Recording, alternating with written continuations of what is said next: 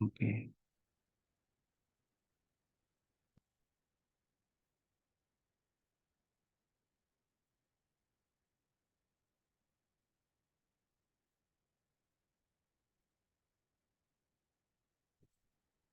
baik saya mulai nggih. Boleh. Silakan. Nggih. Bismillahirrahmanirrahim. Assalamualaikum warahmatullahi wabarakatuh.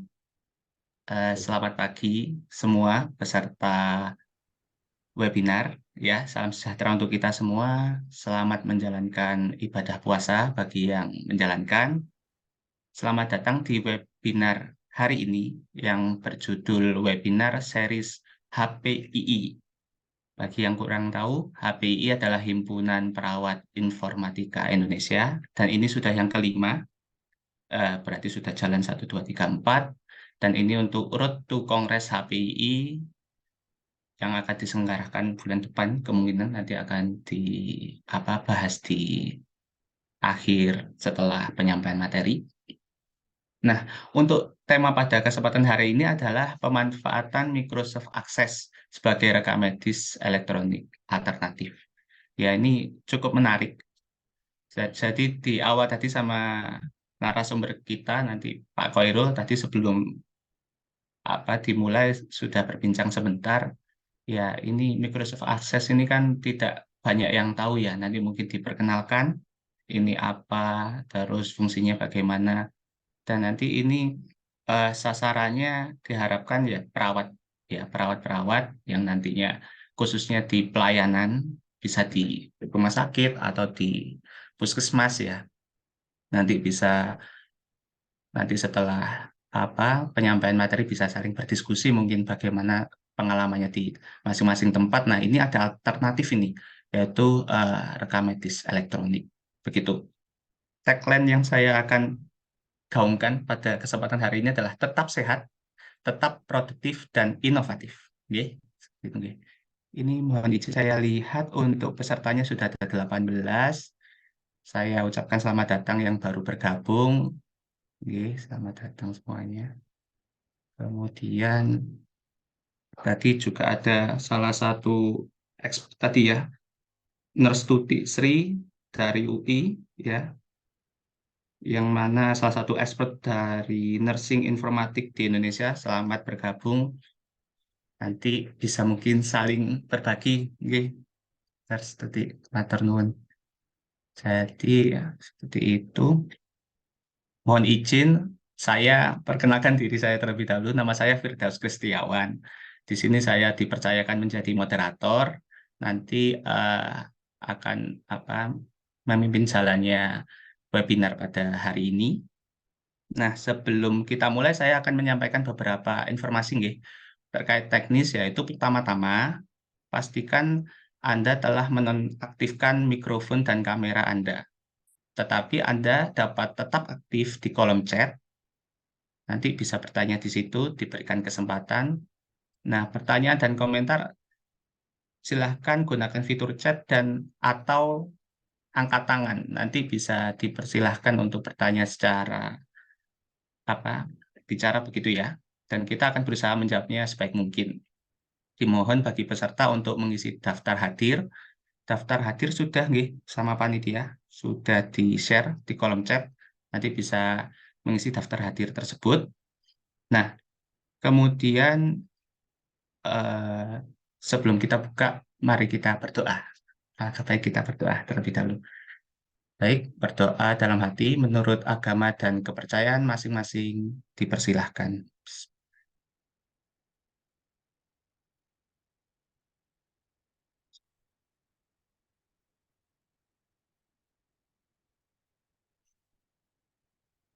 Amin ya robbal alamin. Nggih. Baik, tanpa menunggu lebih lama, mungkin saya akan sampaikan dulu nggih. Saya izin share screen untuk CV dari narasumber kita pada pagi hari ini.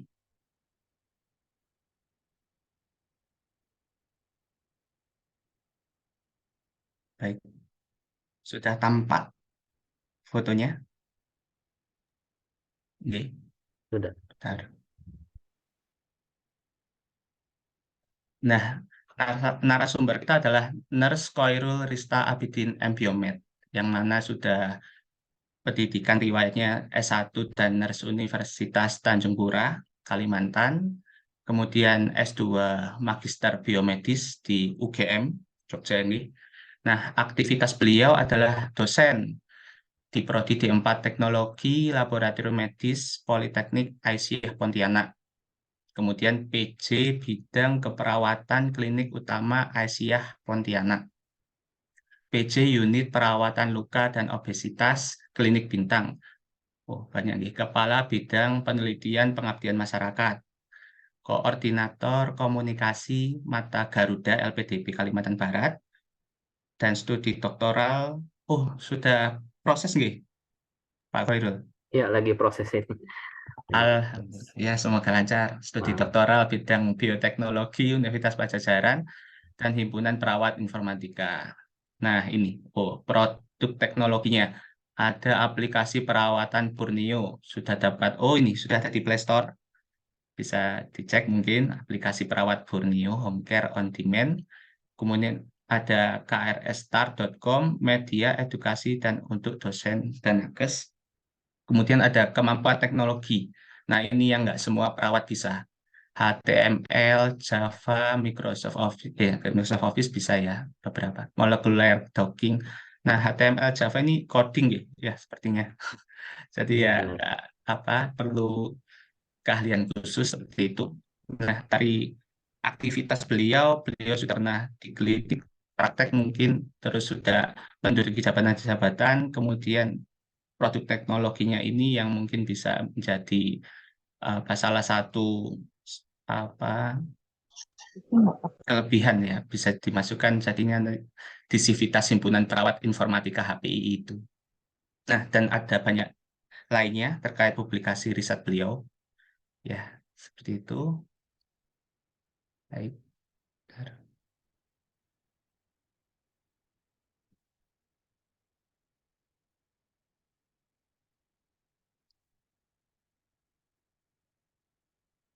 Baik, tanpa menunggu lebih lama, mari kita mulai ya. Untuk waktu dan tempat, Nurse Koirul Rista Abidin M. Biomed, materi dapat disampaikan. Monggo. Baik, terima kasih pada Nars Firdaun Setiawan yang sudah membuka. uh, saya ucapkan selamat datang buat rekan-rekan semua yang sudah bergabung, dan saya sapa juga Prof. Roro yang sudah hadir dalam kesempatan webinar pagi ini, dan rekan-rekan dari HPPI juga yang sudah hadir mengikuti kegiatan. Baik, saya efisiensi waktu, saya langsung aja untuk share screen materi yang akan saya sampaikan.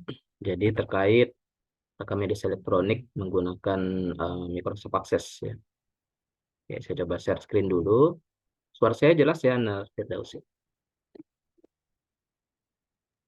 Jelas, Pak. Monggo, monggo. Baik,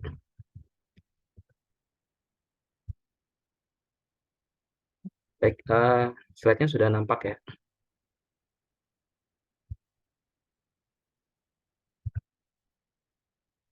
Oke, di sini rekam medis elektronik menggunakan Microsoft Access ya. Nanti sebelum kita masuk Microsoft Access, mungkin saya sedikit memberikan pengantar terkait rekam medis elektronik di sini.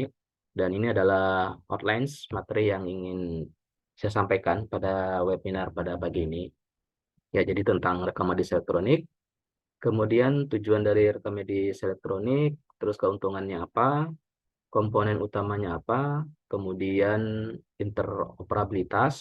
Nah, baru nanti kita masuk ke Microsoft Access. Jadi memang tadi seperti yang disampaikan oleh Nus Firdaus, memang Microsoft Access ini jarang sekali didengar ya. Tapi memang kalau misalnya kita mau pelajari, ya ini bisa digunakan sebagai rekam medis elektronik. Karena sebelum ada peraturan Kemenkes yang terbaru ya terkait kewajiban ada rekam medis elektronik, saya juga ada melihat beberapa rumah sakit swasta gitu di Kalimantan di sini, ya juga menggunakan rekam medis elektronik ini menggunakan Microsoft Access. Cuman ya mungkin karena udah semakin apa ke sini teknologi juga semakin maju, dan semakin banyak juga produk-produk gitu ya yang berhubungan dengan RMA ini. Kalau kita lihat Instagram itu kan banyak sekali kita lihat tawaran-tawaran gitu ya. Nah, itu mungkin mulai orang-orang mulai banyak beralih ke sana. Cuman tadi perlu diketahui juga bahwa untuk menggunakan provider-provider ini juga ada biaya kan. Nah, masalah biaya ini yang biasanya menjadi kendala gitu di beberapa penelitian kesehatan, terutama yang teman-teman barangkali yang buka praktek mandiri gitu ya. Biasanya kalau untuk startup itu kan di awal itu untuk budget sangat terbatas. Nah, disinilah kenapa judulnya ini rekam medis elektronik alternatif. Nah, jadi kita menggunakan Microsoft Access sebagai rekam medisnya ini. Ya, cuma nanti seperti apa modelnya dan seperti apa persyaratannya gitu kan untuk bisa digunakan sesuai dengan peraturan Kemenkes yang terbaru gitu. Nah, ini akan saya bahas dalam pertemuan pada pagi ini. Oke, nah ini kelebihan dan kekurangannya. Kemudian contoh penggunaannya Microsoft Access untuk RFA. Oke, nah ini sedikit tentang definisi ya. Jadi rekam medis elektronik ini memang sebuah sistem yang kita gunakan untuk mengelola semua data-data pasien gitu secara elektronik. Ya, ini sekarang sudah mulai digalakan oleh pemerintah melalui Kemenkes lewat peraturan Permenkes RI nomor 24 tahun 2022. Jadi kalau saya baca juga peraturannya itu setiap vaskes itu sudah harus memiliki rekam medis elektronik gitu. Nah, sebelum ada peraturan ini dulu saya juga belum jadi perawat, saya pernah gitu menjadi tenaga administrasi di klinik gitu, salah satu klinik swasta juga. Jadi memang kita kalau di bagian admin kalau tidak pakai sistem, ketika kita ingin melihat gitu kan catatan-catatan tindakan, nah itu ada banyak variasi tulisan gitu, sehingga itu susah sekali buat kita identifikasi ini maksudnya apa. Kadang kita kalau tanya gitu kan sama petugas kesehatannya, sama perawat atau sama dokter gitu, ya kadang mereka juga lupa apa yang ditulis gitu kan. Jadi maksudnya ini apa gitu. Tuh, jadi sebenarnya dari dulu 13 tahun yang lalu sebelum peraturan ini muncul, sudah ada ya, eh, keinginan itu untuk membangun sebuah sistem rekam medis elektronik gitu kan. Jadi saya dulu juga selama di klinik swasta sudah mulai belajar untuk menggunakan Microsoft Access ini. Karena ini memang kalau saya lihat ini adalah satu alternatif. Karena Microsoft Access penggunaannya itu selain tidak hanya untuk rekam medis, dia juga bisa berbagai manajemen data lainnya. Jadi kayak data transaksi di toko, kasir, apotek itu sebenarnya bisa pakai Microsoft Access. Cuman memang jarang sekali didengar sih. Ya. Oke, nah ini tujuan dari RME. Ya, yang pasti kalau rekam medis elektronik ini tadi kan selain memudahkan kita untuk melihat data, nah juga bisa mempermudah kolaborasi antar tenaga medis ya. Jadi antara biasa kalau di rumah sakit itu kan ada perawat, dokter, apoteker gitu ya. Kalau kita menggunakan RME apalagi yang terintegrasi gitu secara online, nah semua informasi itu akan sangat cepat ya diperoleh antar masing-masing profesi ya. Biasanya kalau dari perawat kan melaporkan tindakan-tindakan perawatan atau perawatan, dan nanti dari penanggung jawab di bidang kedokteran itu akan memberikan keputusan bagaimana sebaiknya tindakan kepada pasien, dan itu bisa sangat efisien.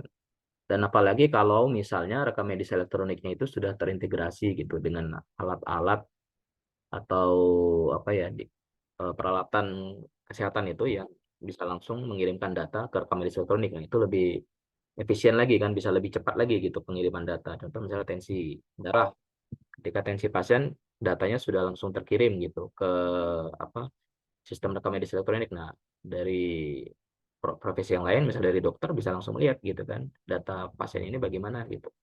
Ya, kita tidak perlu lagi, biasanya kan kalau di rumah sakit itu juga ada shift keliling gitu kan, membawa buku catatan. Nah, kalau ada rekam medis elektronik bisa diakses lewat tablet misalnya, nah itu akan lebih mudah gitu. Jadi tidak perlu bawa banyak membawa kertas, dan juga lebih efisien dalam biaya untuk buku, kertas, catatan dan lain-lain. Jadi itu mempermudah kolaborasi antar tenaga medis. Nah, kemudian mengurangi risiko kesalahan manusia dalam pencatatan data. Ya, kalau terkait risiko kesalahan ini juga ya sebenarnya kalau untuk penggunaan RME juga kita perlu teliti gitu kan dalam menginput data. Nah, biasanya memang kalau RME itu yang dia diproduksi sendiri gitu oleh vaskesnya itu, nah biasa mereka akan mendesain bagaimana kebutuhannya dan didesain supaya memang benar-benar mudah untuk digunakan ya seperti itu. Tapi kalau misalnya dia menggunakan RME yang misalnya dia mencari di internet gitu ada yang gratis gitu kan, nah biasanya kan desain-desain untuk input datanya itu tidak sesuai kebutuhan gitu kan. Contoh ada salah satu software gitu, saya pernah menggunakan RME itu gratis gitu. Jadi proses instalasinya lumayan apa susah gitu kan, susah dipahami. Terus ngelihat input datanya juga banyak banget gitu. Jadinya ini bukan efisiensi kerja menginput data, jadinya harus mempelajari dulu gitu kan. Dan kalau misalnya kita salah masukkan kolom inputnya, otomatis nanti akan salah juga yang keluar kan seperti itu. Nah, itu tadi makanya kita butuh sebuah solusi gitu kan. Bagaimana supaya rekam medisnya itu memang efisien, enak dilihat gitu dan apa tidak menimbulkan risiko kesalahan input data ya. Ada beberapa opsi. Ya, tadi kita menggunakan vendor itu bisa ya, provider dari RME yang sudah menyediakan jasa gitu ataupun kita menggunakan apa membangun sistem rekam medis sendiri gitu sesuai kebutuhan. Nah, membangun sistem rekam medis sendiri ya tadi bisa kita menggunakan jasa apa orang IT, nah ataupun kita mau bangun sendiri yang lebih sederhana, yang lebih mudah gitu, hemat biaya ya ini menggunakan Microsoft Access ini gitu. Ya, cuman tadi kalau kita mengacu kepada peraturan lagi, nah ini ada beberapa yang harus kita perhatikan. Oke, ini keuntungannya tadi. Jadi ya kita bisa memberikan apa layanan perawatan yang tepat, yang pastinya akan memberikan manfaat buat pasien. Kemudian tadi ketika ada kolaborasi, nah ini kita bisa menentukan apa keputusan klinis yang lebih baik gitu, bagaimana seharusnya ya. Apalagi tadi kalau misalnya sudah didukung dengan rekam medis dan juga peralatan yang langsung mengirimkan input data gitu secara otomatis dan yang pasti bisa presisi ya, itu lebih bagus lagi ya. Kemudian efektif ya, komunikasi yang efektif. Nah, ini kalau kita data sudah tersampaikan dengan mudah gitu kan, otomatis ya komunikasi ini juga efektif kan. Apalagi kalau misalnya di dalam rekam medis ini sudah mendukung kayak fitur chat langsung diskusi di dalam sistem itu juga akan memberikan eh, proses komunikasi yang efektif. Kemudian lebih akurat ya. Jadi tadi untuk menggunakan rekam medis ini ya kita bisa selama tadi proses inputnya juga benar, ya otomatis akan memberikan data yang akurat dan kemudian meningkatkan produktivitas, efisiensi, yang pasti ini efisiensi juga ya, ketika misalnya sistem didesain memang benar-benar sesuai kebutuhan dan mengurangi banyak waktu input, nah ini akan sangat efisien. Nah, apalagi kalau misalnya ada rekam medis, contoh kayak saya pernah di perawatan luka gitu kan, jadi kan kalau aplikasi yang diharapkan itu kan ketika kita scan luka itu langsung keluar datanya kan. Nah, contohnya itu. Jadi itu akan sangat efisien ketimbang kita harus input lagi satu-satu gitu menggunakan komputer ataupun smartphone ya. Ya, kemudian nah ini terkait keamanan ya. Jadi sistem yang dirancang juga memang harus aman gitu. Jadi bebas dari hacking ya. Kemudian ya bebas dari aktivitas pencurian data ataupun data yang tercecer. Kalau misalnya kita tadi kan menggunakan kertas gitu ya. Nah, ketika kertas itu banyak, kemudian tidak kita gunakan, kita buang, nah itu kan ada risiko ya. Tadi datanya tersebar gitu kan, misalnya. Jadi datanya ketika kita membuang di tempat penampungan sampah gitu, mungkin bisa terbaca orang lain gitu kan. Nah, kalau kita pakai sistem, sebenarnya dia udah langsung tersimpan di dalam cloud itu kan. Jadi risiko dia tercecer gitu ya sangat minim. Jadi ya bisa meningkatkan, meminimalisir lah risiko kebocoran data. Ya, kemudian ya ini terkait biaya tadi jelas karena kalau kita menggunakan sistem, nah apalagi kalau misalnya sistem itu bisa dirancang gratis dan bisa digunakan secara gratis, nah itu akan lebih efisien deh soal yang berhubungan dengan biaya.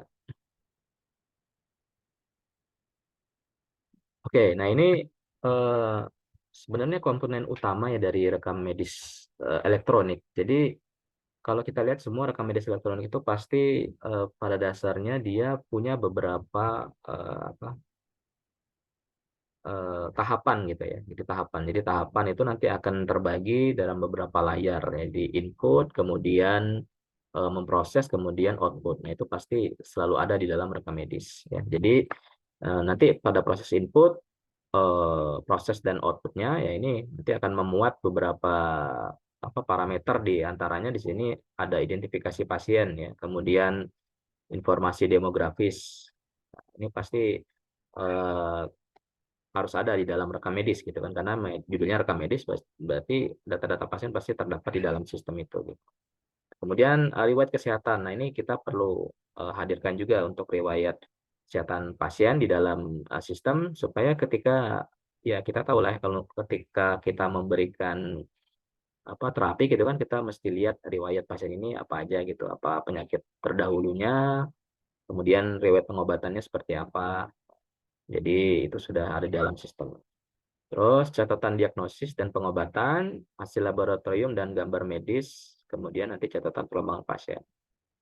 Nah, ini semuanya ini apa namanya, mesti ada di dalam sebuah rekam medis. Ya, jadi di dalam rekam medis itu nanti informasi yang berhubungan dengan pasien, ya terutama nanti hasil-hasil lab, catatan perkembangan, apalagi terutama ya itu bisa dibaca dengan mudah oleh semua profesi kesehatan yang berada di unit layanan kesehatan. Ya.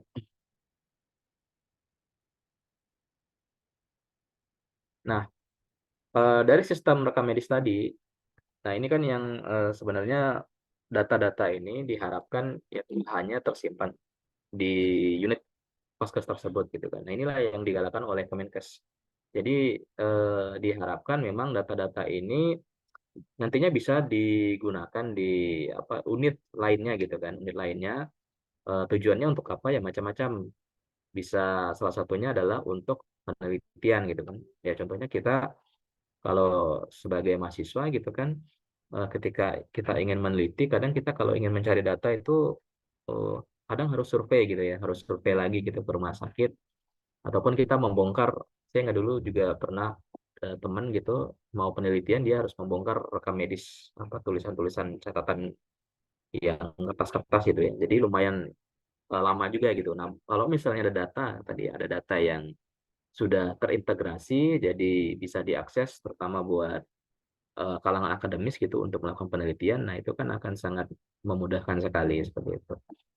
Jadi data-data ini nantinya bisa digunakan di rumah sakit lain ya. Jadi rumah sakit kalau misalnya menerima rujukan gitu kan, nah dia sudah tinggal melihat sistemnya aja gitu. Ini catatannya apa? Ya biasanya kalau dulu secara konvensional itu kan kita kalau mau merujuk kita mesti bawa buku lagi ya, catatan gitu untuk memberikan data ini sudah dilakukan ini gitu. Kalau ada sistem kita lebih enak kan, tinggal diakses dalam sistem tersebut. Oke, kemudian juga bisa berkolaborasi dengan tenaga kesehatan eh, apa yang berhubungan dengan fisika medis ini ya. Ini nanti hubungannya nanti dengan apa penggunaan alat-alat ya, seperti kayak tempat tidur pasien gitu. Nah, ketika dia ingin menciptakan sebuah terobosan atau inovasi kan kadang belum perlu data ya. Kemudian ya profesi asosiasi kesehatan yang lainnya, kemudian lab, terus penyedia aplikasi. Ya penyedia aplikasi ini yang mungkin nanti kalau ada ya contohnya provider-provider yang menyediakan layanan tadi ya, layanan apa rekam medis, dan juga provider-provider yang memberikan layanan home care gitu ya, perawatan lanjutan di rumah. Nah, kalau misalnya bisa menerima data-data seperti ini kan, data pasien jadwalnya, nah, dia tinggal mengakses saja seperti ini.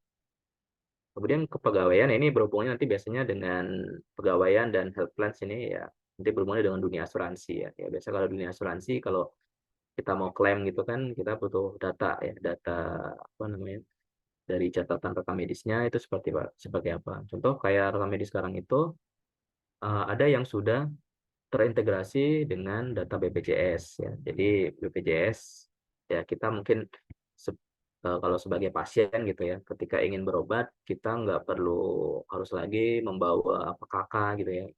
atau membawa apa KTP, belum lagi akta lahir gitu ya. Nah, itu kan lumayan repot juga ya kalau kita misalnya darurat gitu harus datang ke rumah sakit, terus disuruh balik ambil berkas ya. Nah, dulu saya juga pernah merasakan seperti itu, tapi sekarang sudah ini aja, tinggal nunjukin kartu aja ya BPJS. Dan bahkan tidak perlu bawa kartu ya, cukup pakai aplikasi mobile JKN itu, saya tunjukkan nomornya aja udah bisa ya, udah bisa langsung menggunakan asuransi BPJS gitu. Nah, ini udah semakin canggih sih ya. Kemudian asuransi swasta juga biasanya sudah menyediakan kartu-kartu yang asuransi yang modelnya apa F-Medica gitu ya. Jadi dia tinggal tunjukin kartu, nggak perlu bawa apa sih buku gitu kan.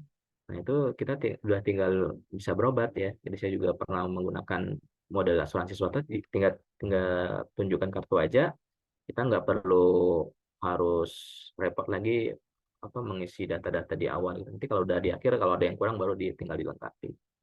Nah, itu. Jadi kalau di rumah sakit swasta itu seperti itu sih. Oke, kemudian nah, ini registris juga sama ya. Jadi untuk melengkapi data-data apa eh, yang dibutuhkan buat antar unit layanan kesehatan. Oke, nah ini interoperabilitas tadi kemampuan RME ataupun integrasi dengan sistem kesehatan lainnya, kemudian standar komunikasi dalam pertukaran data kesehatan. Oke.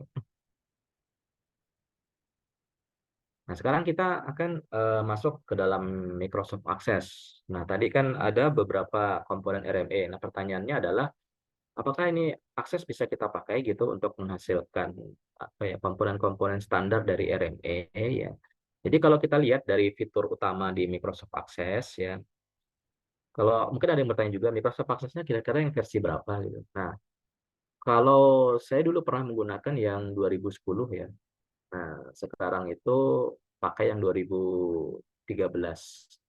Jadi yang 2013 ke atas itu saya lihat sudah ini sih sudah lumayan lengkap ya. Kalau enggak tahu kalau ada yang pakai 2020 itu lebih bagus lagi. Cuman biasanya sama yang tampilan baru ini ada beberapa apa tatanan fitur gitu, tatanan fitur yang dia berbeda posisi. Jadi kalau kita yang biasa pakai apa versi lawas gitu kan, pakai yang sangat baru tuh jadi agak bingung ya. Jadi saya lebih suka yang pakai 2013 karena nggak jauh-jauh beda dengan 2010, tapi ada yang lebih lengkap juga di dalam Microsoft Access 2013 ini kalau saya lihat itu. Nah, di sini untuk fitur ya, jadi yang pertama itu kita dari file dulu ya. Jadi sebenarnya Microsoft Access ini fiturnya yang standar ya kayak file home ini sudah ada juga kan di Microsoft Word ataupun Excel ya. Jadi sebenarnya kalau teman-teman pakai Microsoft Excel ya, asalkan sudah paham Excel sebenarnya juga sudah bisa menggunakan Access. Karena pada dasarnya Access Excel ini dia kurang lebih fungsinya gitu kan. Cuman Microsoft Access lebih menawarkan tampilan yang bisa kita custom gitu. Beda dengan Excel. Nah, kalau Excel itu kan misalnya kita datanya banyak gitu ya, field-nya. Nah, kita harus scroll sampai geser terus kan sampai ke ujung gitu untuk melihat data. Ya, kemudian kalau misalnya kita ingin menentukan suatu data ya kita gunakan fungsi-fungsi khusus gitu kan. Misalnya fungsi pivot ya. Kalau misalnya bisa main pivot Excel, nah itu kita bisa filter data kan. Nah, cuman kalau kayak data-data gambar, itu agak susah memang di Excel.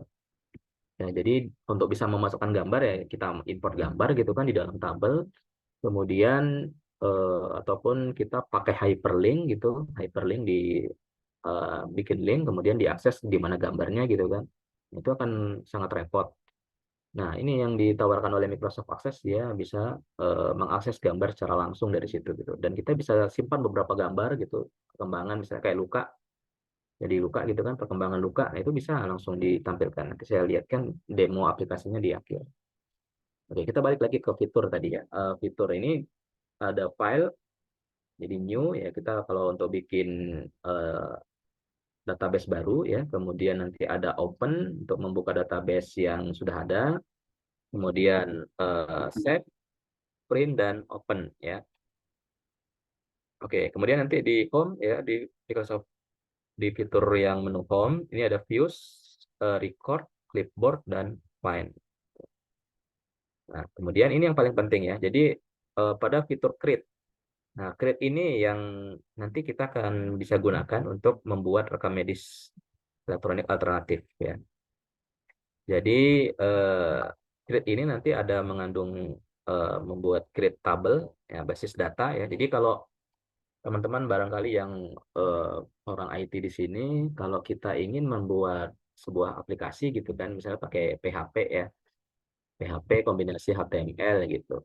Nah, kita kan perlu ya, kalau misalnya kita perlu pengen buat aplikasi itu bisa menyimpan data ya, kita perlu data MySQL gitu ya kalau di apa online aplikasi gitu.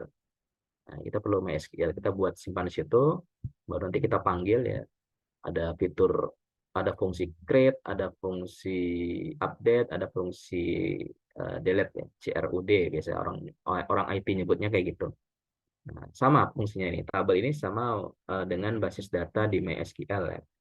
Nah, kemudian kalau queries, nah queries ini tadi kalau misalnya teman-teman bisa Excel juga dan paham logika di Excel itu, nah jadi Excel itu kan punya fungsi namanya VLOOKUP ya. Jadi VLOOKUP ini fungsinya mirip dengan queries. Jadi VLOOKUP ini ketika kita bikin data, jadi datanya tuh kuncinya harus sama gitu kan. Misalnya RM105 ya. Jadi RM105 di sheet 1 misalnya kalau di Excel itu. Terus kita pengen panggil di sheet 2. Nah, nanti ketika ketik RM105 dia akan keluar apa-apa yang kita butuhkan datanya misalnya 105 nama pasiennya siapa, kemudian tanggal lahirnya berapa. Nah, ini sama fungsinya queries kayak gini gitu.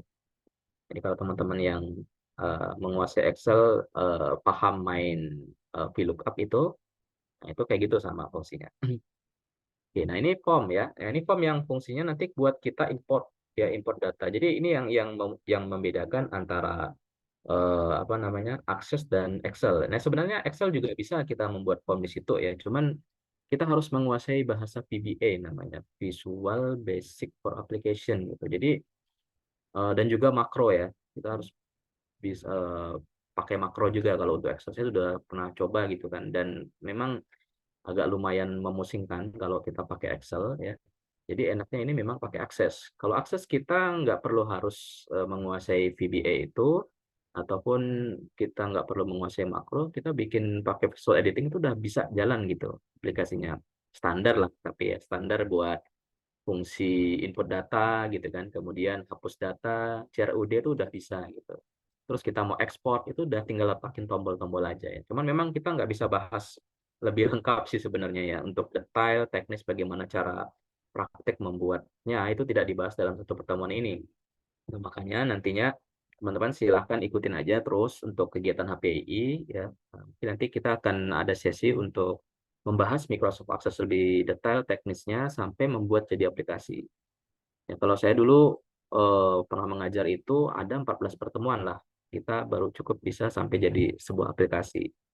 Nah, mungkin dari nanti dari HPI bisa mengkoordinir untuk kegiatan-kegiatan. Jadi ikutin aja terus kegiatan dari HPI ini ya, supaya bisa tahu update-update untuk pelatihannya.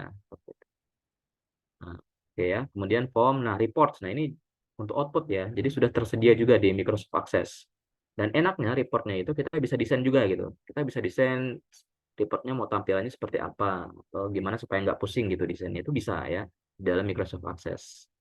Nah ini kemudian ada makro. Nah ini tadi yang saya bilang ada makro dengan VBA itu. Ini kalau misalnya kita mau bikin sistem pengolahan datanya lebih advance lagi ya. Jadi kayak mau dibikin sistem apa nomor rekam medisnya keluar otomatis gitu kan, tidak pengen input manual, nah itu pakai VBA ya, jadi pakai coding.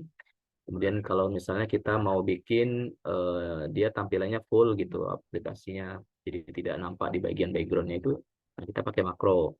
Ataupun nanti pengen buat sistem login, nah sistem loginnya juga kita perlu ada coding sedikit di dalamnya ya. Jadi ingin mengunci sistem data rekam medisnya itu kita perlu tambahkan coding supaya dia bisa mengunci dan perlu login ketika ingin akses data. Oke, nah selain itu juga ini eksternal data ya. Jadi eksternal data ini ada import dan link, export. Nah ini export kita juga bisa export ya. Jadi Microsoft Access ini kalau kita mau export datanya jadi Excel itu juga bisa. Nah makanya nanti tadi kenapa ini sebagai alternatif ya tadi kalau misalnya untuk ya teman-teman barangkali yang buka praktek mandiri gitu kan, karena kan pasca sekarang itu harus ada rekam medis ya. Nah, barangkali kalau masih terbatas budget gitu kan untuk bisa menyewa sistem atau vendor gitu. Nah, ini bisa gunakan Microsoft Access ini ya buat sementara. Tapi nanti kita desain datanya itu export Excel-nya itu sudah sesuai dengan eh, aplikasi RME yang mau kita targetkan nanti. Kelanjutannya kita mau pindah kemana gitu kan. Lebih bagus lagi kalau aplikasi RME dari provider lain itu punya fitur import data ya. Jadi kita tinggal import aja datanya gitu kan. Nggak perlu harus import lagi satu-satu kan ada di aplikasi yang kayak gitu. Tinggal import secara langsung semua langsung masuk dalam sistem. Nah, itu enak banget ya, efisien. Database tools-nya ya di sini ada makro, table, index, relationship dan query. Ini juga pemakaian untuk yang data medis rekam medis yang lebih advance ya. Oke, nah ini kelebihan dan kekurangan dari Microsoft Access Database ya. Kelebihannya di sini gratis ya, gratis digunakan. Nah, jadi tadi dari Nurs Firdaus juga melihat berbayar gitu ya. Jadi sebenarnya Microsoft itu kan kalau kita pakai yang versi lama-lama yang 2013 contohnya ya, itu sudah banyak tersedia crack-crack gitu ya. Jadi kita pakai cracknya itu bisa dipakai. Jadi Microsoft Access-nya udah bisa dipakai gitu. Itu banyak lah di internet dicari untuk cari cracknya itu ya. Tapi kalau pengen beli juga nggak masalah. Tadi masalah 1.500 ya, nah, Firdaus ya. Jadi 1.500 mungkin sekitar 1 jutaan gitu. Jadi kalau mau beli yang versi asli tanpa crack tuh boleh juga ya. Nah, barangkali khawatir ada peretasan data, enggak masalah ya. Ya, kemudian desain yang bisa di custom sesuai kebutuhan. Nah, ini kita bisa desain sendiri. Jadi kita bisa rancang sendiri dulu di awal gitu kan. Kita mau bikin yang tampilannya kayak apa gitu. Itu bisa ya dari Microsoft Access Database ini. Kemudian tampilan yang user friendly. Nah, ini kalau menurut dari saya pribadi ini yang paling user friendly lah. Microsoft Access ini bisa sangat mudah dipahami untuk buat teman-teman yang barangkali kurang mengerti tentang apa software coding atau apa itu Microsoft Access masih enak tampilannya masih bisa lah untuk kita belajar gitu ya. Nah outputnya ini dapat diubah ke format lainnya tadi Excel, PDF, TXT dan lain-lain dan banyak macam. PDF itu secara langsung kita itu bisa ya. Jadi ya tadi kita mau buat report langsung yang bisa di print pakai Microsoft Access ini juga bisa di itu digunakan. Atau mau dijadikan dalam bentuk Excel, diimport lagi ke software lain, itu juga bisa ya. Jadi sudah sangat fleksibel lah. Nah, kemudian di sini ada kekurangan ya. Jadi ya namanya buatan manusia itu pasti ada kelebihan dan ada kekurangannya. Jadi kalau kekurangannya di sini ya beberapa proses dalamnya ada yang membutuhkan coding ya. Tadi kalau untuk yang kita bikin sistem login gitu kan itu pakai coding. Kemudian kita mau bikin nomor rekam medis yang bisa keluar otomatis pakai coding. Kemudian nanti kalau kita mau hubungkan antara apa tabel A ya misalnya tabel ada satu database atau kita mau manggil data obat gitu kan langsung di dalam Microsoft Access nah, nanti dia butuh lagi coding dengan makro dan relation nah, jadi dia saling berhubungan gitu untuk memanggilnya nah kemudian ini nah ini yang biasanya ya yang jadi keluhan ini ya tidak bisa diakses melalui perangkat smartphone nah, jadi ya memang kalau untuk kayaknya ada beberapa aplikasi juga di rumah sakit gitu kan ya tidak mengizinkan perawatnya untuk mengakses data misalnya lewat smartphone gitu ya. Mungkin dikhawatirkan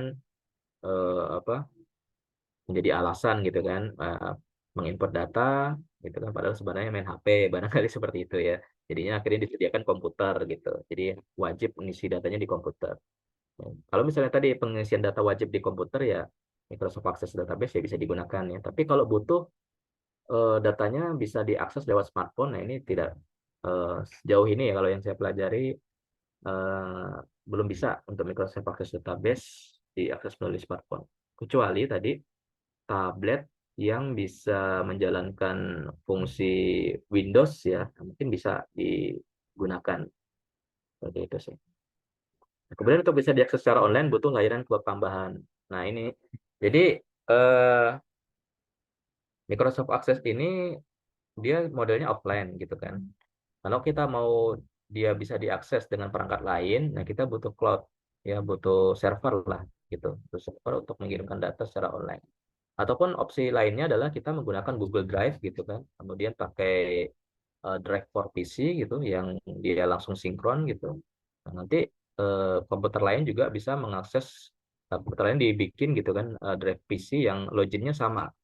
Jadi sama-sama membuka, nanti tinggal tambahkan tombol refresh gitu kan. Nah, dia akan saling sinkron datanya. Nah, itu bisa. Ada banyak alternatif sih kalau untuk online. Ya kalau pakai Google Drive kan juga lebih ini ya, lebih murah kan. Eh, yang 100 gigabyte itu setahunnya juga 300-an ya. Jadi ya murah lah. Kalau yang gratisan ya 15 giga sih, 15 giga.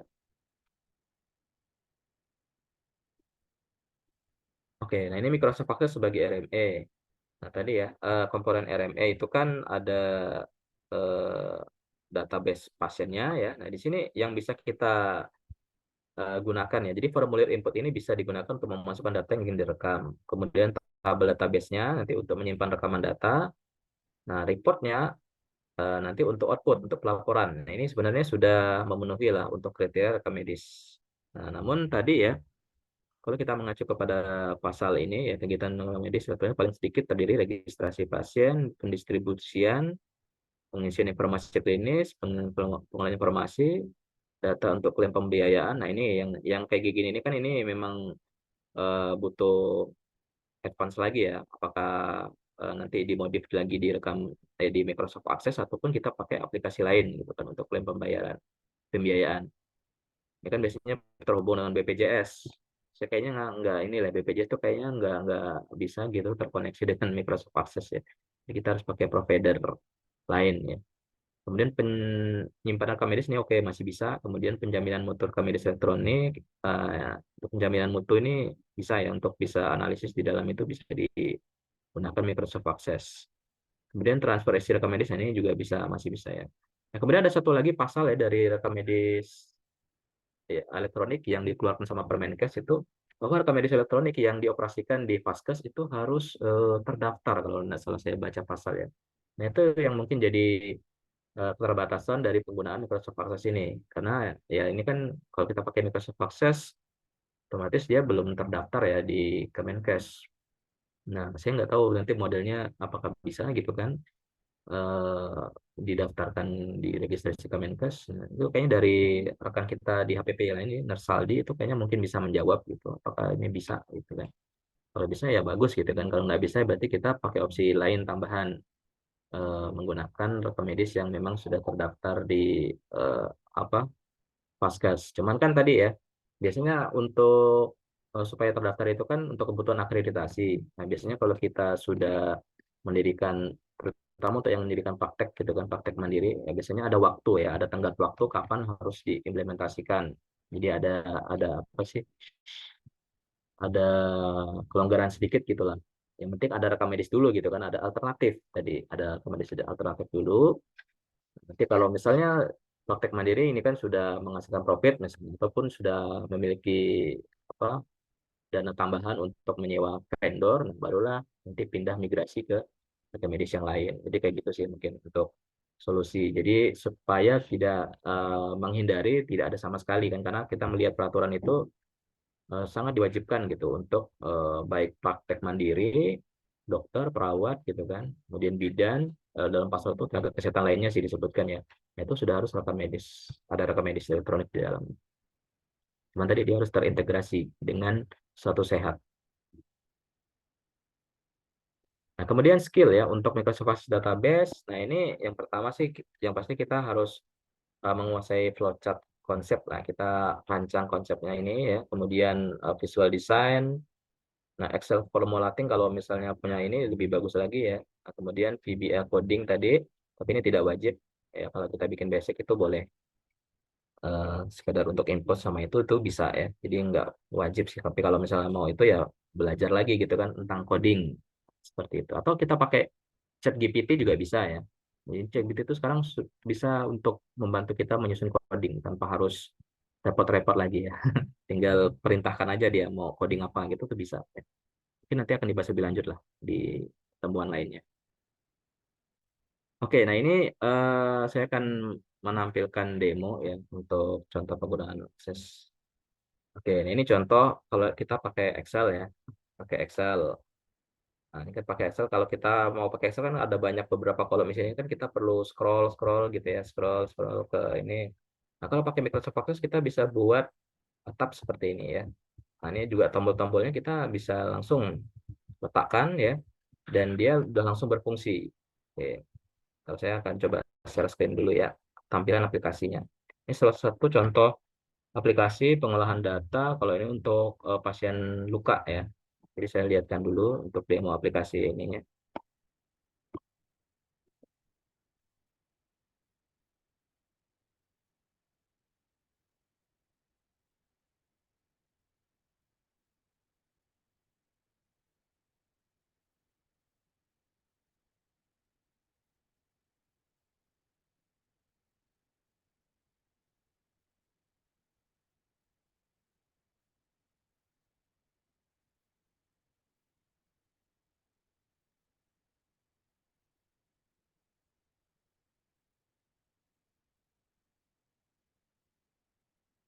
Dari Nurse Firdaus, nampak nggak ya tampilan loginnya ya? Nampak, Bapak Oh iya, Khairul? Nampak. oh iya, nampak. Oke, ini contoh ya. Jadi contoh aplikasi rekam medis elektronik ya. Tapi ini contoh yang sederhana sih. Contoh yang sederhana. Cuman saya sudah menambahkan membuat fitur loginnya. Ya, jadi dalam fitur login ini kita bisa langsung ya login aja gitu dengan password yang sudah kita susun nanti di tabel password ini ya. Ini tabel passwordnya. Jadi ini kita kunci itu bisa. Jadi orang nggak bisa tahu gitu. Jadi hanya kita yang apa pengembangnya yang bisa buka gitu tuh bisa. Ya. Oke, jadi saya contoh sini 1, 2, 3, 4, 5 ya. So, ini contoh aja. Ketika kita login, nah, dia akan muncul seperti ini kan, login Anda berhasil. Nah, di login Anda berhasil ini berarti dia sudah bisa masuk kan kita ya. Oke, mesti nampak ya, harus video untuk data ya. Iya. Oke, nah ini tadi yang saya lihatkan di dalam slide ya. Ini contoh kita ingin membuat apa beberapa tab gitu untuk data pasien. Ini contoh saya buat di profil pasien ya. Rekam medis di sini sih saya buat masih manual ya. Karena untuk rekam medis ini kan biasa ada yang di rumah sakit itu sudah disusun dari awal gitu kan. Ataupun biar menghindari error, resiko error ya kita bikin manual aja gitu, lebih enak. Kemudian masukkan nama pasien, terus tanggal kunjungannya, terus jenis kelamin ya kita tinggal pilih aja gitu. Nah, terus ini data pengkajian misalnya, ya. Mau SOAP juga bisa, kajiannya apa gitu kan. Riwayat penyakitnya apa, misalnya hipertensi, itu bisa kita isi, pengobatannya apa, profil misalnya. Kemudian di sini karena ini khusus ya buat pasien luka, nah di sini saya menambahkan tab untuk foto-fotonya. Ya ini contoh, ini foto lukanya. Nah, jadi foto lukanya ini langsung bisa kita tampilkan, kita bisa lihat gitu kan. Nah, kalau kita ingin masukkan tambah lagi datanya itu juga bisa ya. Saya tinggal tambah add aja gitu, tambah yang lain.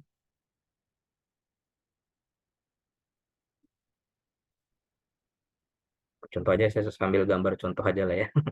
Jadi nggak ada banyak foto luka juga di sini. Oke, ini kita bisa tambahkan juga bisa ya.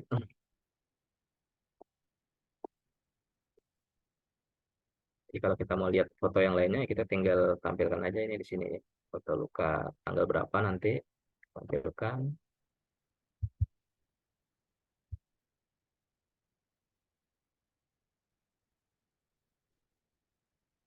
Open. Pokoknya muncul di gambar lain.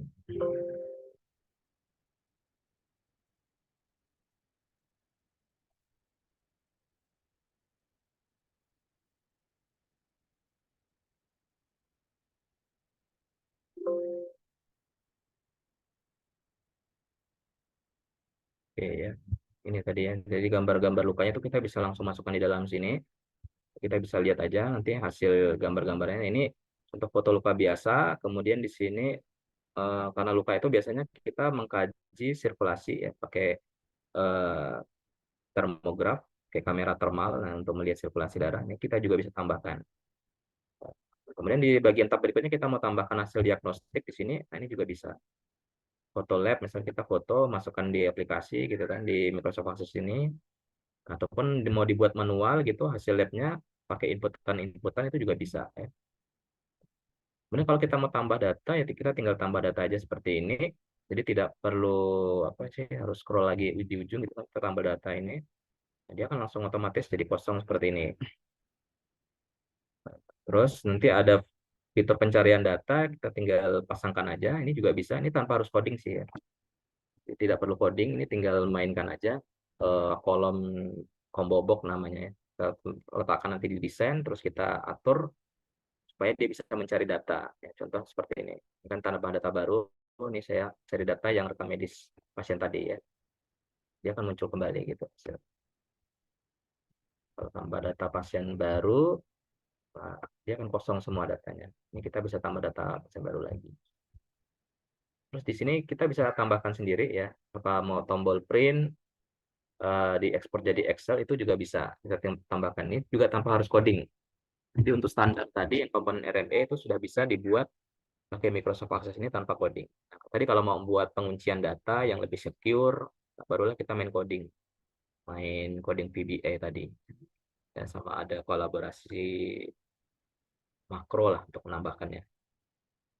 Oke, paling seperti itu dari saya. Saya kembalikan dulu slide-nya tadi.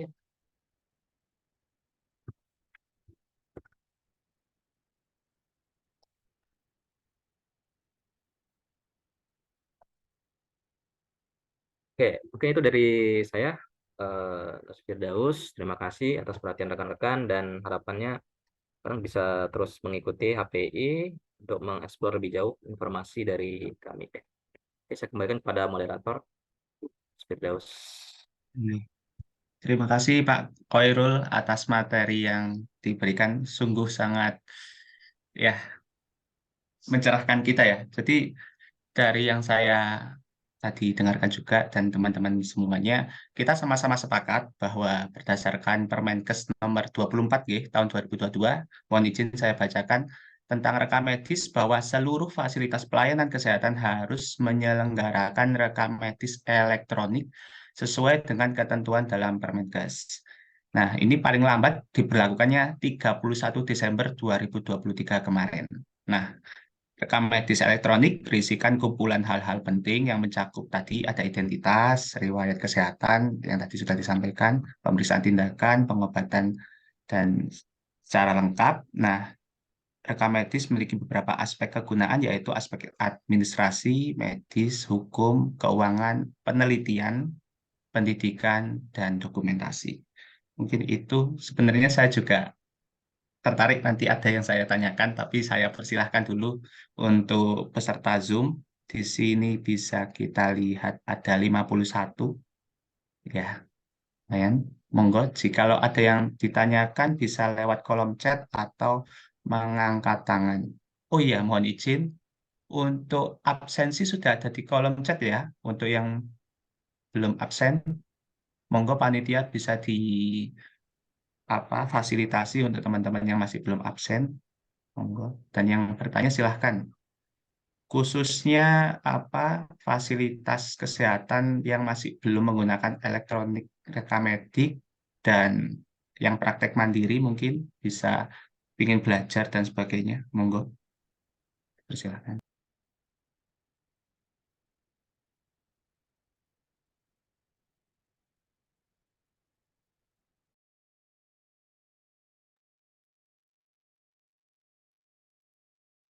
Gimana? Sambil menunggu mungkin saya boleh bertanya nggih, Pak Koirul. Oh iya, siap boleh, Mas Firdaus. Nggih, tadi juga disampaikan bahwa Microsoft Access ini punya storage juga ya, kalau yang gratisannya 15 giga, kalau yang berbayar itu ya 300 giga itu sudah terjawab. Nah, ini yang kan kebanyakan fasilitas kesehatan itu sudah apa ya, bekerja sama dengan BPJS itu ya.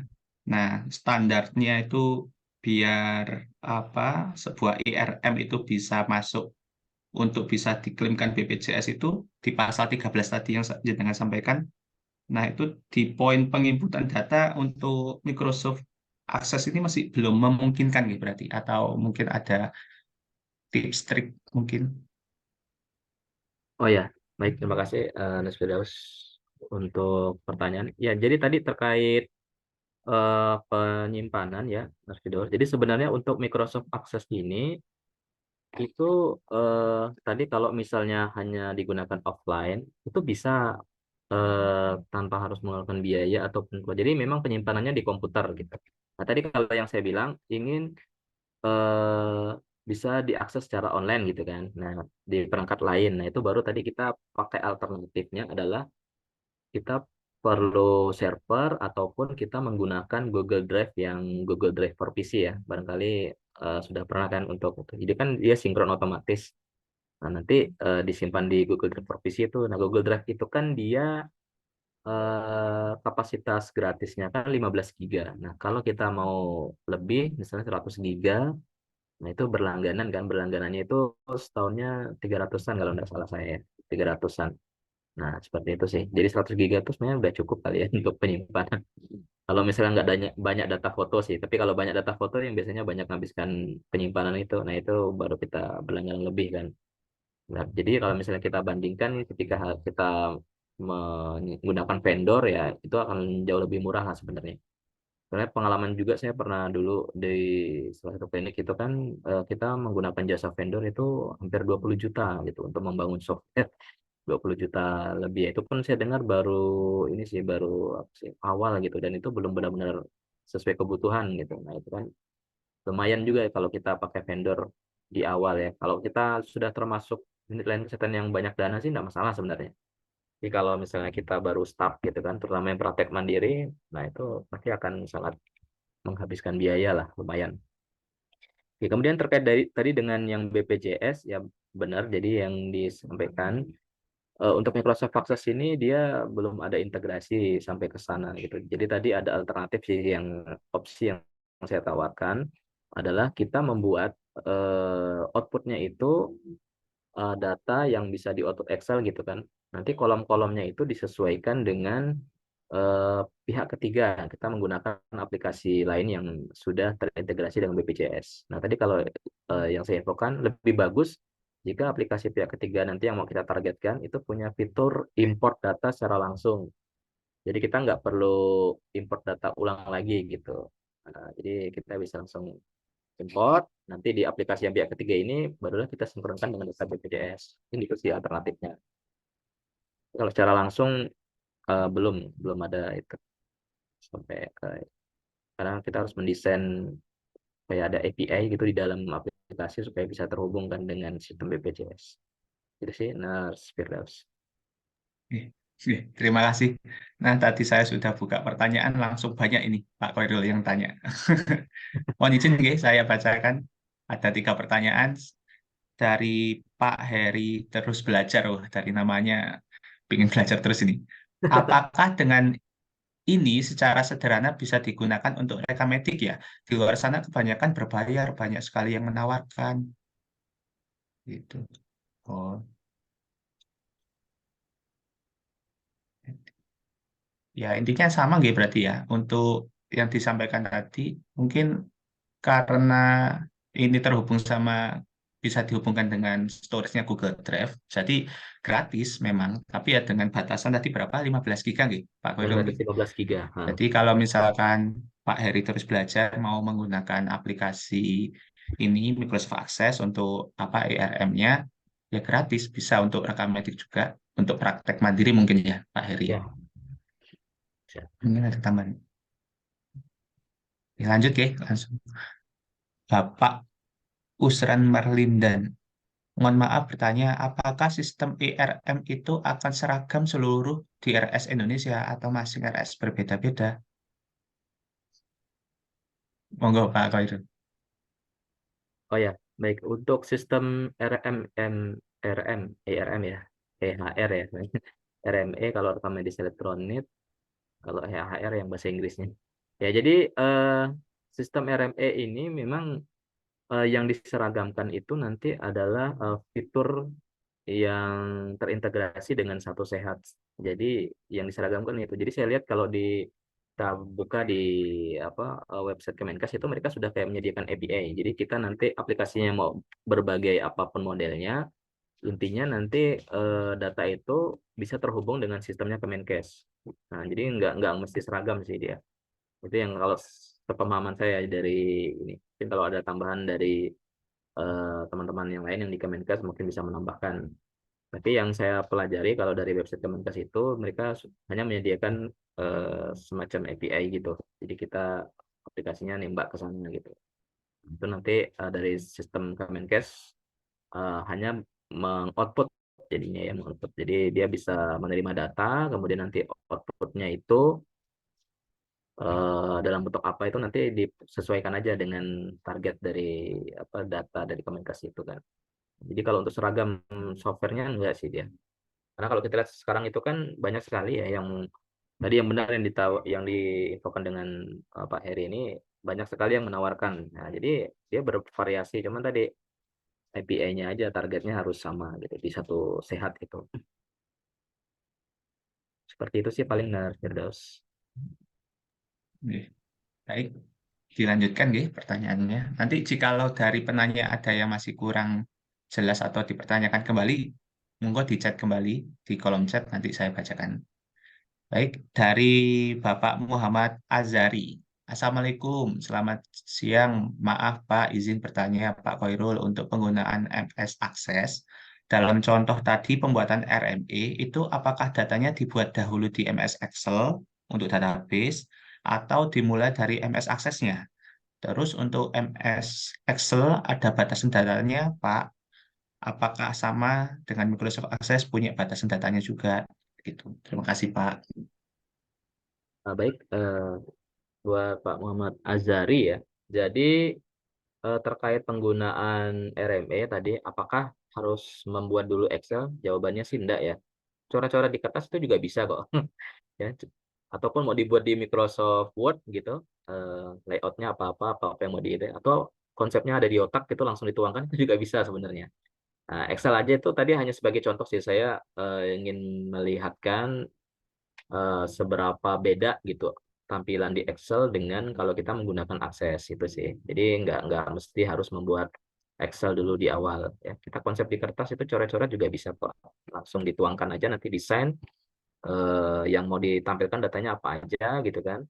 Kemudian nanti outputnya seperti apa itu sudah bisa kok. Nggak perlu harus membuat Excel dulu. Oke, terus pertanyaan yang lainnya, apakah Microsoft Excel ada batasan datanya? Apakah sama Microsoft Access punya batasan data? Kalau Microsoft Access penyimpanan dari komputer sih batasan datanya itu. Jadi dia kalau di aplikasinya sendiri dia nggak ada batasan. Yang membatasi dia nanti ruang penyimpanan komputernya sendiri gitu. Kalau misalnya tadi ruang penyimpanan komputer cuma 500 MB gitu kan, datanya sampai 1 GB yang otomatis nggak cukup kan, berarti harus beli hard disk atau nambah hard disk lagi kapasitas di komputer. Nah, kalau kita mau pakai Google Drive tadi ya tadi kita sesuaikan. Kalau kita berlangganan yang 100 GB misalnya gitu, berarti data kita nggak boleh lebih di atas itu gitu kan. Kalau misalnya di atas itu ya kita perlu beli tambah lagi kapasitas langganannya. Seperti itu sih paling Pak Muhammad Azari untuk pertanyaannya. Oke, saya kembalikan kepada Oke, mohon izin dilanjut. Wah, banyak pertanyaan yang lain. Mohon izin. Dari Bapak Firman Nur Habibi. Izin bertanya, nama saya Firman dari RSU Karsahusada Batu.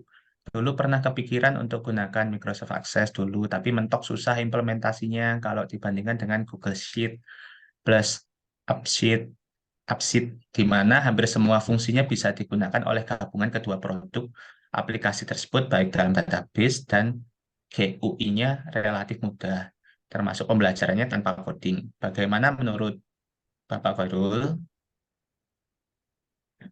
Atau mungkin ada kelebihan akses yang lain yang tidak dipunyai oleh aplikasi SitUps? Oke, terima kasih pertanyaannya Pak Firman ya. Ini juga menjadi insight buat saya ya untuk Google Sheet ya. Memang tadi yang terkait kemudahan, kalau Excel itu kan kita bisa membuat formula ya, ya tanpa harus memang belajar coding. Nah, cuman tadi yang saya bandingkan antara Excel dengan Microsoft Access itu adalah dari kemudahan tampilan ketika kita menginput data. Jadi kalau Microsoft Excel tadi kan kita harus apa ya, men-scroll dulu data-data ketika ingin melihat semua kolom gitu kan, kolom input, jadi kita harus scroll ke kanan atau ke kiri gitu kan. Ya, cuman memang kalau desain pakai fitur, ada sih fitur namanya freeze ya kalau nggak salah ya, freeze view. Itu mungkin bisa ya. Cuman tadi untuk keterbatasan lagi ketika kita ingin mengimport gambar. Kayaknya kalau di Google Sheet itu untuk fitur gambar itu sepertinya sama dengan Excel ya. Tadi kita harus masukkan ke dalam kolom baris ya, kolom baris itu kan, tempelkan gitu. Nah, dimasukkan ke situ gitu. Cuman nanti kalau untuk gambar satu 2 3-nya itu harus bikin lagi kan, harus bikin beberapa kolom lagi gitu. Pasien 1A 2 3, nah itu kan repot. Kalau di Access tadi kan gambarnya itu bisa langsung jadi satu data pasien itu gitu. Nah, tinggal kita buka aja ya. Buka, kemudian sebenarnya kalau di laptop, saya nggak tahu tampilan saya tadi agak terganggu. Jadi kalau di laptop itu biasanya gambarnya itu bisa langsung digeser-geser gitu. Ya, jadi bisa tinggal digeser. Tadi punya saya tuh nggak tahu tombol gesernya itu nggak muncul. Jadi kayaknya ada kendala juga di laptop saya ya. Nah, cuman kalau untuk apa, laptop yang bisa menampilkan apa kursornya itu tinggal digeser aja gambarnya. Nah, itu enak. Jadi nggak perlu kita harus bikin pasien A kunjungan sekian, tanggal sekian gitu kan baru gambarnya itu. Nah, itu enaknya sih akses itu. Kelebihannya sih untuk data, semua data variasinya itu bisa langsung ditampilkan live gitu. Berbeda dengan Microsoft Excel tadi ya. Kita harus juga bikin hyperlink, kalau misalnya alternatif lainnya bikin hyperlink, bisa kita klik linknya gitu kan, baru kita bisa lihat gambarnya nanti ada di gambar di mana gitu.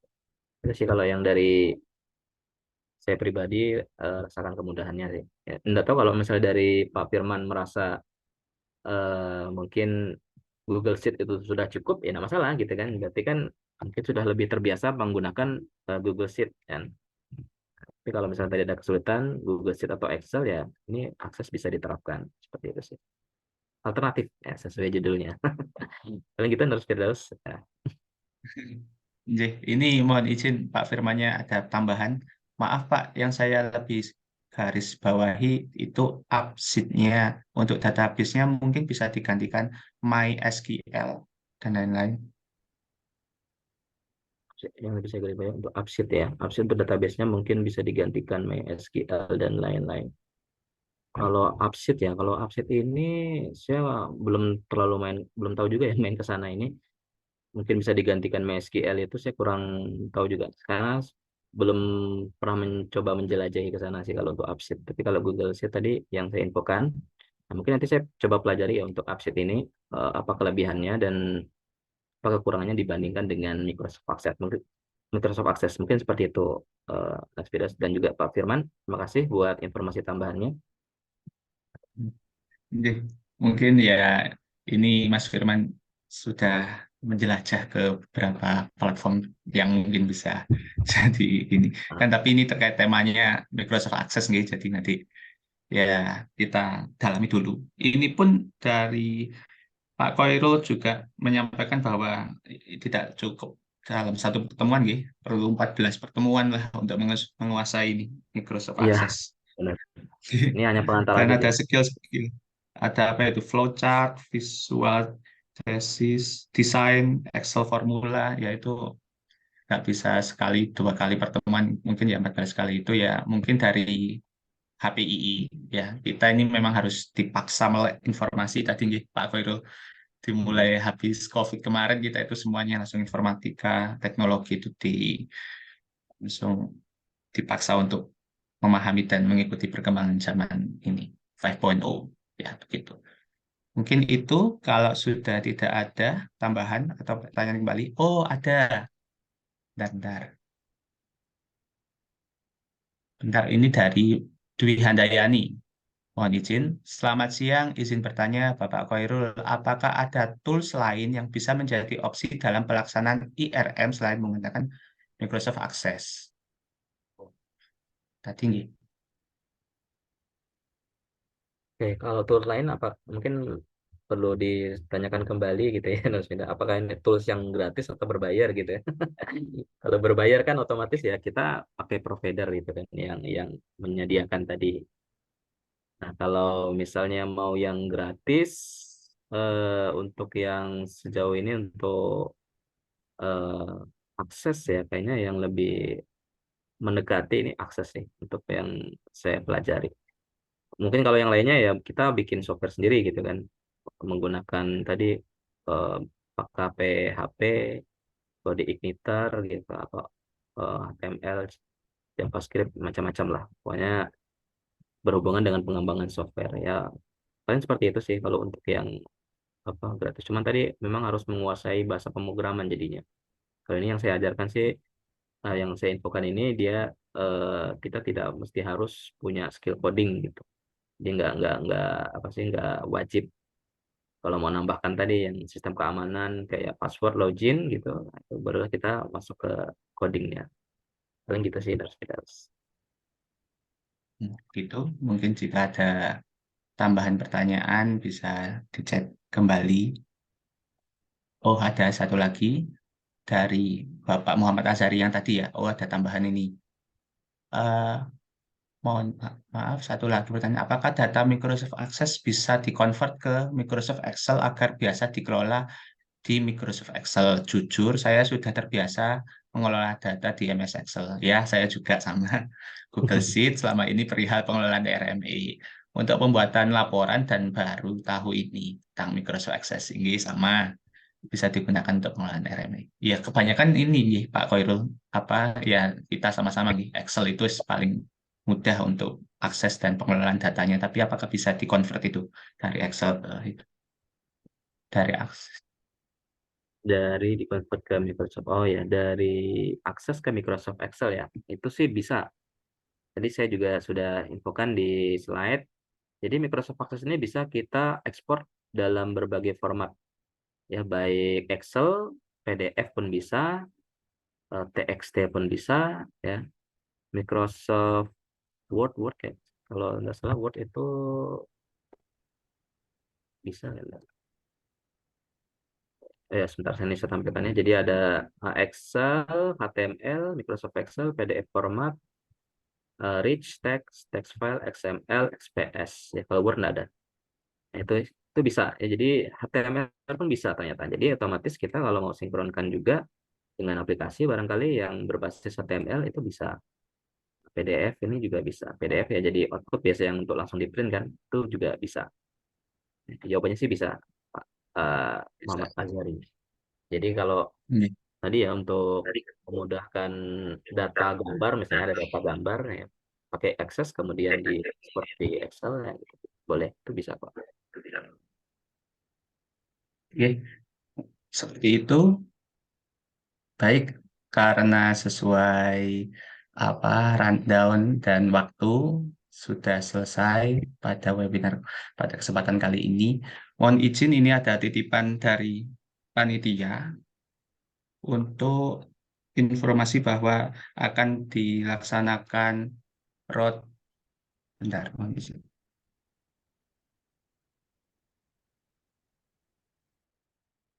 Road to Kongres HPII, Himpunan Perawat Informatika Indonesia yang mana diselenggarakannya kemungkinan bulan depan gitu, atau 2 bulan lagi. Ini bisa dimulai untuk pendaftarannya.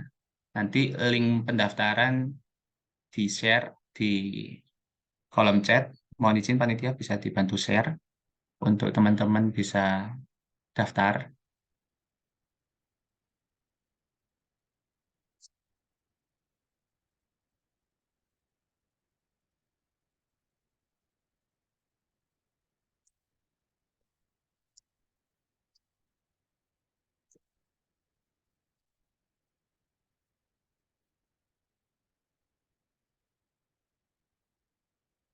Nah, itu ya. Bisa dibuka linknya. Itu untuk pendaftaran terkait Kongres HPII yang nanti apa waktu dan tempat akan diinfokan lebih lanjut. Mungkin seperti itu. Terima kasih Pak Khairul atas informasinya. Mungkin dari Prof. Tutik tadi ya, ada tambahan atau pesan-pesan untuk kita semua di sini. Dipersilahkan Prof. Tutik Srihari. Prof. Roro panggilannya nggih, Pak Khairul. Iya, kami biasa manggilnya Prof. Loro. Kayaknya beliau lagi dalam perjalanan gitu tadi. Oh, nggih, nggih. Baik-baik. Ya mungkin di kesempatan lain nggih. Ini kan webinar kelima, mungkin ada ke-6, ke-7 nanti kita bisa berjumpa kembali, bersua kembali, nanti kita bisa diskusi terkait ini. Mohon izin juga sebelum ditutup, mohon izin foto bersama untuk para peserta, bisa dibuka cam kameranya, kita lakukan foto bersama. Sama-sama. Baik.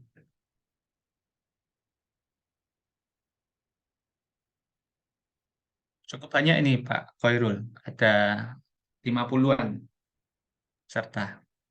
Oh iya, Ini dari mana-mana ini. Oke. kayaknya dari berbagai daerah ini. Untuk untuk HPI ini berarti untuk keanggotaannya bisa daftar gitu atau ada proses-prosesnya nih Pak Khairul? Ada websitenya sih. Oh ya, Cuman websitenya bisa itu, di Google nggih, jadi Bapak Ibu semua. Untuk websitenya itu tinggal search aja di Google hpi.org.id, itu nanti bisa .id. apa bisa melihat di dalam, nanti ingin tahu bagaimananya dan terkait apa visi misi sejarahnya dan sebagainya. Baik, mohon izin guys, saya print screen,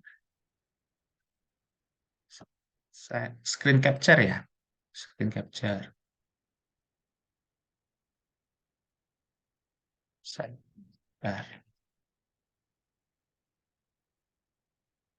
Ini sekali lagi, bentar.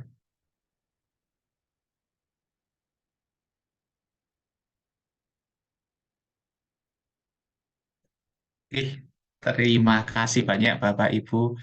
Ya, sesuai tagline tadi yang saya jelaskan di awal, tetap semangat, tetap produktif, dan inovatif. Tetap semangat bagi yang menjalankan puasa, produktif di hari libur, misalkan sekarang Sabtu Minggu yang libur, 5 hari kerja mungkin, tetap produktif dan inovatif, yang mana sekarang kita mempelajari terkait perkembangan teknologi melalui Microsoft Access untuk inovasi RMA. Demikian, mudah-mudahan ilmu dan pengalaman yang disampaikan memberikan manfaat kepada Bapak Ibu semua. Akhir kata dari saya, moderator Firdaus Kristiawan. Mohon maaf jika ada kesalahan, baik yang disengaja atau tidak. Terima kasih. Wassalamualaikum warahmatullahi wabarakatuh. Selamat pagi semua. Sukses selalu. Terima kasih. Lagi terima kasih semuanya. Terima kasih, Bang. Ini ada yang menanyakan materi, saya share di sini aja ya kali ya, di Zoom ya. Oh, jadi. Nah. Ya, nanti bisa kita update ke website juga, Nas. Oh iya boleh. Kalau ada website di situ kita update di situ aja berarti ya. Oh, untuk materi bisa disediakan di website nggak berarti untuk teman-teman yang Di mau website aja ya. mendownload. Siap. Mohon izin keluar dulu.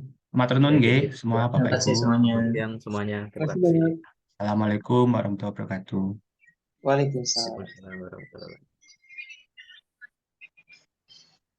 Waalaikumsalam warahmatullahi wabarakatuh. Izin panitia rencana Kongres HPI masih tetap di room ya. Siap, siap, siap.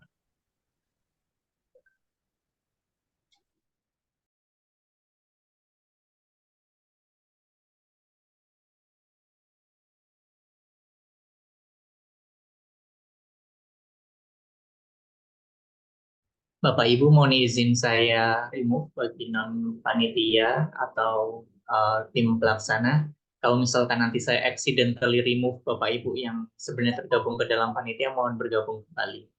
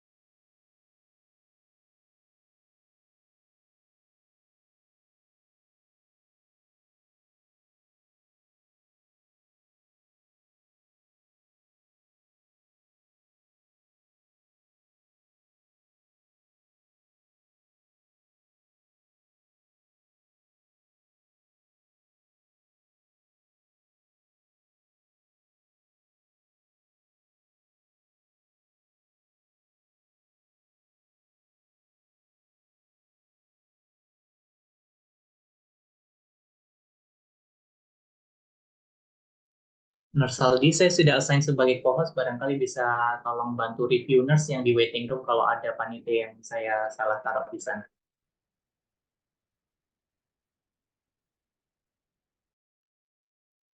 Aman sih kayaknya Nurse.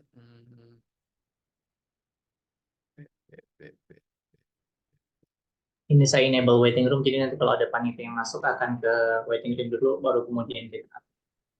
Oke, siap. Ini nggak ada sih. Bisa kita mulai aja. Baik. Harusnya ada, ntar coba ada chat udah kali ya.